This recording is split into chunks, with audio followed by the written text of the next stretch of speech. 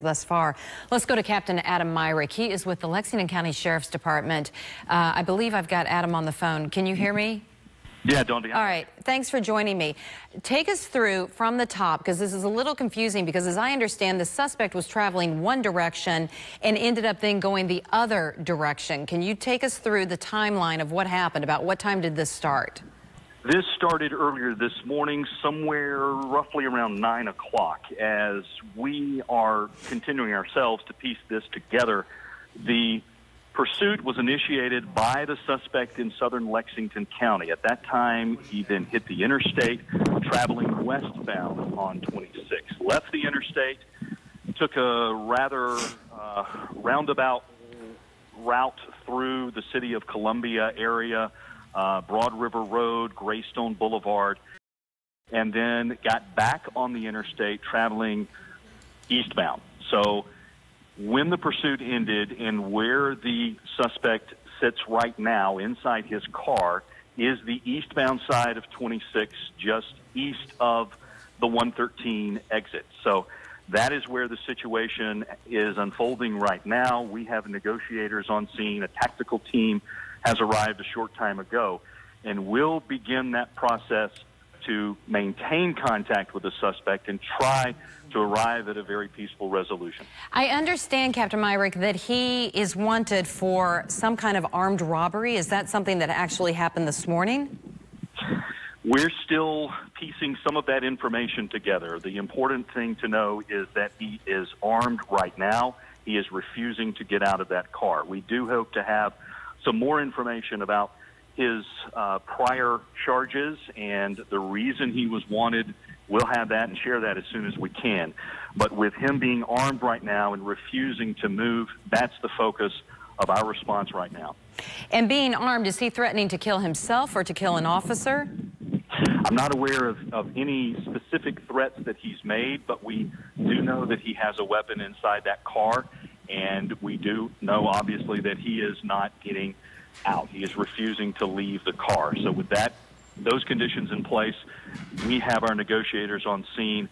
They're very highly trained in how to handle these situations, diffuse them, de-escalate them, and that's what we're hoping to do here as we sit on I-26. I know that you said your tactical team is geared up and ready to go if needed. What is their role at this point, and at what point would they move in?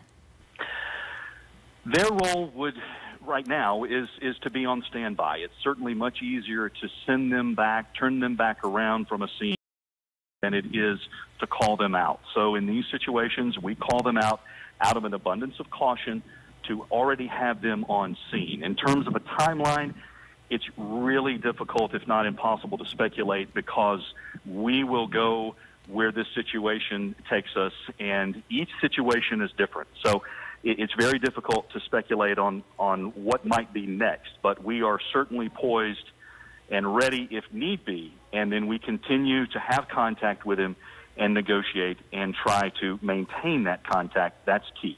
Talk about that contact that you have with this man. I understand that it's been made by way of cell phone. Is that how you were able to reach him, and how were you able to do that? We have reached him via cell phone, and in terms of the contact, it's important to keep that line of communication open, and we will continue to do that. In these situations, you always want to maintain that open channel of communication. Right now, we have that, and we'll continue to do that. In terms of the specifics of how we reached him, I don't have that information now, but the important part is we've got contact, we've maintained that line of communication, and it's currently open. All right, so what do you want to tell, Captain Myrick, the viewers watching this right now? I know what's so critical, obviously, is that they stay clear of this area. 26 is going to be a very, very difficult road to be on, really at any point, anywhere near where we are now. So we are working along with state troopers to divert the westbound traffic that is currently at a standstill, get that reversed, get those cars turned back around as Chad described, and get them on Interstate 77. The eastbound traffic that is at a standstill, that will be turned around and routed down Highway 302. Right now, those are the options and the detours that are in place. We are asking everyone, if they don't have to on 26, avoid it.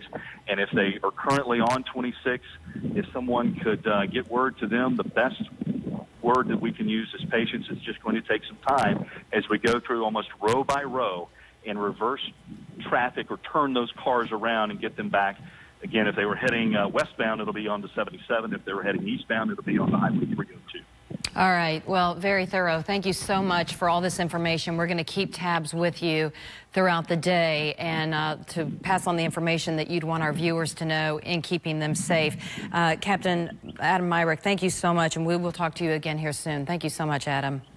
You're welcome, Dawndy. Thank you. Thank you. Gosh, a lot of information there, a lot happening there.